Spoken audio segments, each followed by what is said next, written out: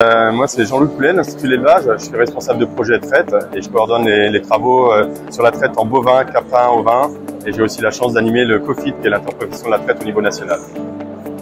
Je m'appelle Clarine Normand, je suis consultante ergonome à l'Institut technologique FCBA. C'est un centre technique industriel qui s'occupe des filières forêt, bois, construction bois et ameublement. Alors, je travaille sur tout ce qui est thématique conditions de travail.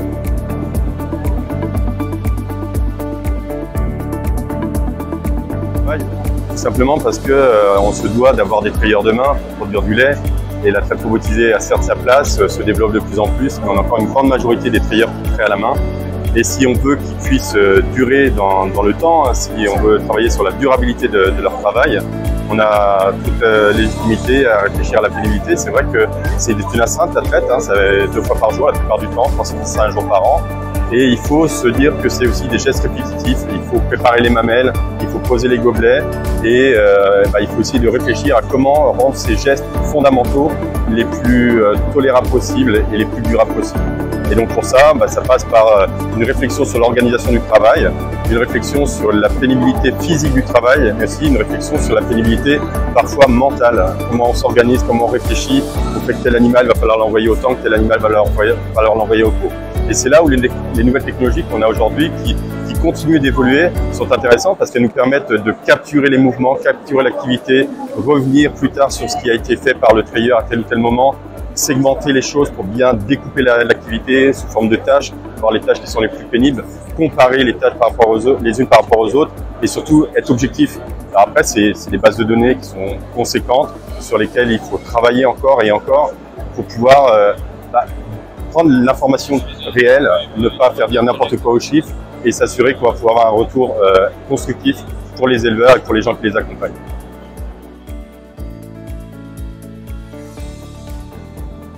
Aujourd'hui, les exosquelettes ne sont pas couramment utilisés dans les entreprises. C'est quelque chose qui se développe de plus en plus et qui est plutôt au stade expérimental, que ce soit en agriculture et dans le domaine forestier.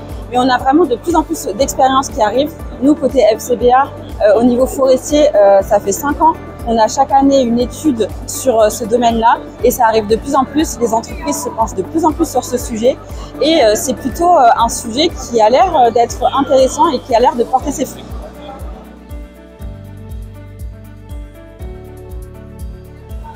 Quand on se questionne sur quelles sont les avancées technologiques qui nous permettent aujourd'hui d'imaginer une amélioration des qualités de vie au travail pour les éleveurs, on peut penser à beaucoup de choses. Mais peut-être que pour ce qui m'intéresse, qui est le domaine de la traite, c'est toute l'automatisation qu'on peut avoir. L'automatisation qui va limiter les gestes répétitifs, qui va en plus la plupart du temps homogénéiser les pratiques. Je crois par exemple à la dépose des faisceaux trayeurs.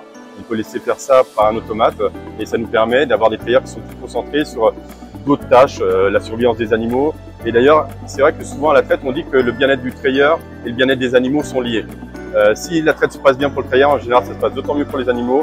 Et quelque part, les animaux lui rendent bien parce que la qualité de la traite pour une vache, par exemple, c'est une bonne décharge d'ocytocine et elle ne déchargera cette ocytocine que si ça se passe bien pour elle. Et donc, ça sera des traites rapides, complètes, qui seront sans aucune douleur quelle qu'elle soit pour l'animal. Donc voilà, les principales avancées, c'est avant tout, à mon sens, pour la traite aujourd'hui, l'automatisation. Mais on a aussi la robotisation, bien sûr. On a de plus en plus d'intelligence artificielle dans les dispositifs d'appui à l'activité. Donc c'est tous ces dispositifs qui vont vous dire attention, animal particulier, animal à problème, lait écarté, attention, tel animal traite incomplète, il faut aller reposer, etc. Côté forêt, c'est assez difficile de répondre à la question. Il peut y avoir beaucoup de choses, mais c'est parfois compliqué d'apporter de la modernité quand on travaille dans des conditions extérieures. Par contre, ce qui peut être fait, c'est apporter des avancées technologiques sur les outils qui existent, sur les équipements.